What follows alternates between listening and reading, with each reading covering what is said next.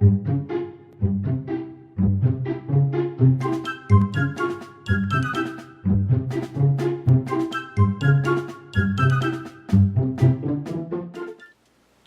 19.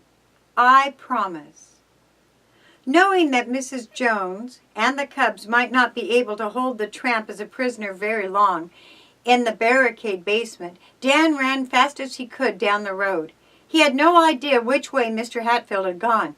However, it seemed to him that the house most likely to have a telephone was a large white one a quarter of a mile further on towards town. Dan was midway there when he saw the state trooper's car approaching. His heart leapt. Help, he thought, was at hand. Even before the boy signaled, the car came to a grinding halt a short distance away. 2 state troopers were in the front seat, with Mr. Hatfield sitting between them. Get in, Dan, the cub leader said as the door swung open. What happened at the shack? Dan tersely told him. On to Mrs. Jones' place, one of the state troopers declared, shifting gears. We'll get that fellow. As the car swung into the farmyard a few minutes later, Mrs. Jones met the group at the door. I'm glad you got here, she said in relief. That tramp has been making a frightful fuss in the cellar. We were afraid he would break down the door. The troopers decided to accost the man from the outside exit rather than subjecting the cubs to possible gunfire. With weapons drawn, the 2 officers flung wide the double cellar doors. Come out or we'll shoot. The order was given. The cubs thought that the tramp might defy the officers. However, in a moment he came out of his dark hole, hands raised. Officer Preston snapped a pair of handcuffs over the man's wrist and marched him to the house. Your name, he demanded. Carl Blakemore, the tramp blinked owlishly, his gaze roving from one face to another. You've been living in a shack near here? I've been sleeping there nights, the man muttered. You're under arrest for stealing money from the home of Sam Hatfield. Anything to say? Not a thing, the tramp muttered. Then he suddenly changed his mind. Yes, I have too, he announced. I know you'll take me to jail, so I might as well tell you the whole story. Not that you'll believe me. Go ahead, the trooper encouraged.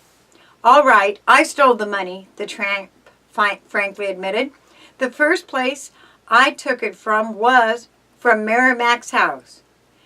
Then he was telling the truth when he said he lost a strong box, Dan exclaimed. The other claimants were false. It was Merrimack's money, the tramp confirmed. What's more, except for $25 I used to live on, every cent of it is still there in the box. How did the box get into the coal bin of the church? Mr. Hatfield questioned. I'm coming to that, but first I'd like to tell you why I came to Webster City in the first place. Tell the story in your own way, Trooper Peterson instructed him. You can put your hands down now. Thanks.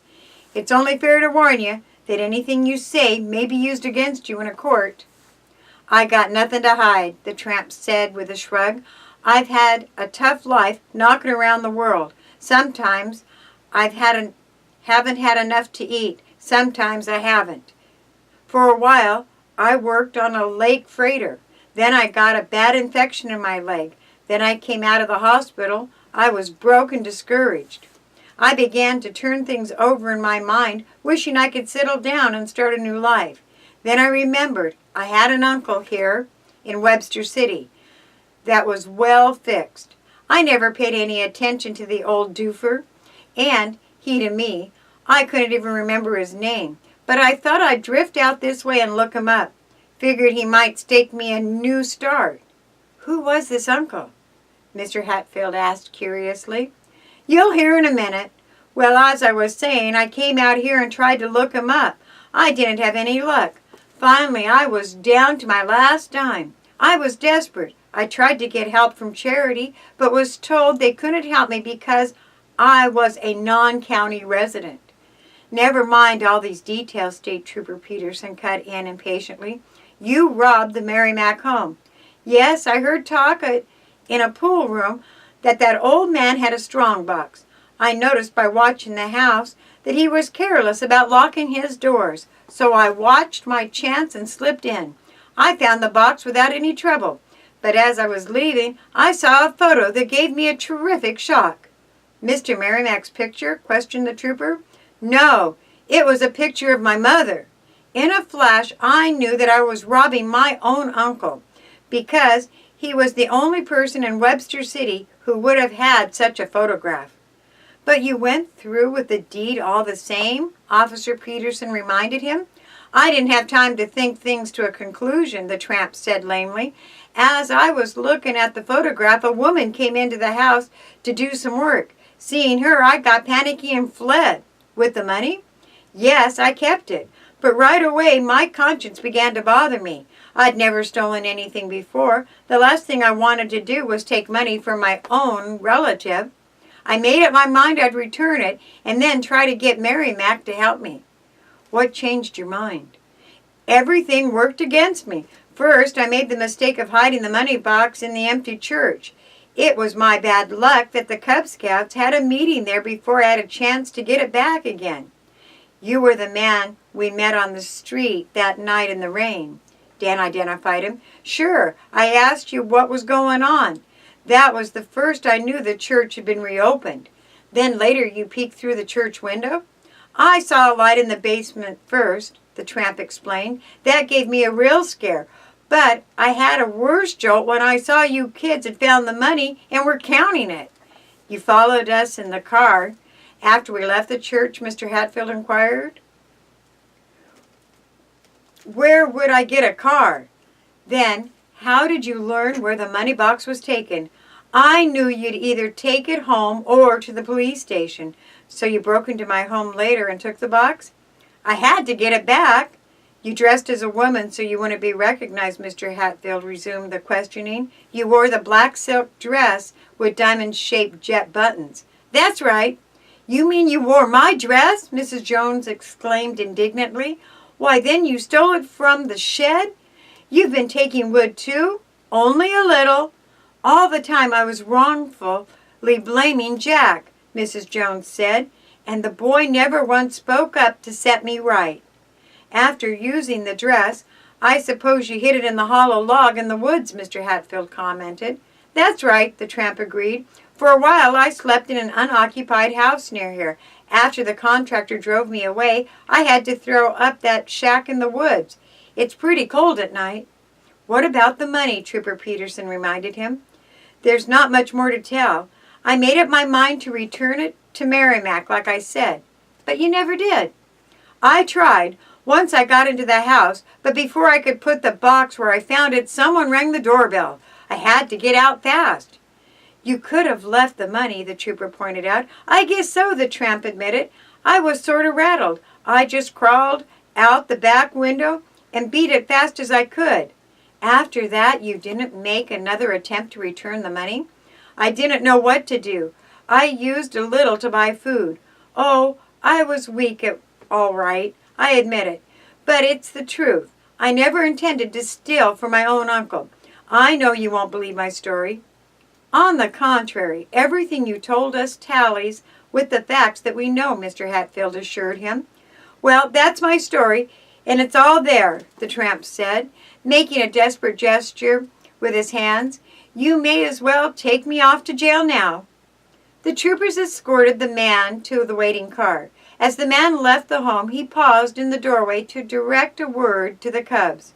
"No hard feeling, boys," he said. "You fellows made it plenty tough for me, but I'm not blaming anyone except myself. I led a useless life, and I got what's coming to me." After the car had driven away, Mr. Hatfield told the cubs they must return to Webster City without further delay. So much time had elapsed that he was afraid that their parents would be worried.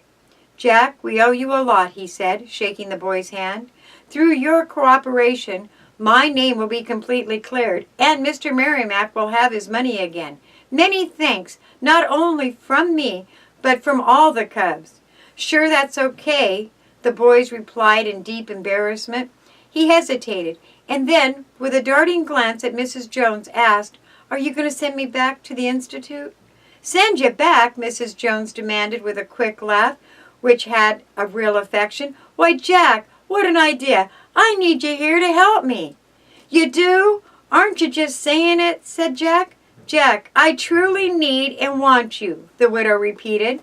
Since my own sons grew up, I've wanted another boy the worst way. One I could depend on. Shucks, I wanted to have a boy without spirit. I'll never run away again, Jack said earnestly, I promise. When a cub gives a promise, he never breaks it, Mr. Hatfield reminded him. So be sure you really mean it. I'm not a cub, Jack said slowly. I'd like to be one someday.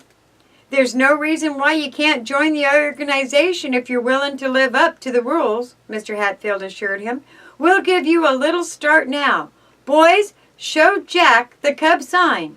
The boys raised the two first fingers of their right hand, holding them high. What does that mean? Jack asked curiously. Those two fingers signify the ears of the wolf, Dan explained. It's the Indian sign for intelligence, Mr. Hatfield added. If you want to be a cub, Jack, you must learn to use your head instead of your emotions. Remember that the next time you're inclined to do something rash, I'll remember, Jack grinned, making the sign with his right hand. From now on, you can depend on me. I promise. Da-do-da-do.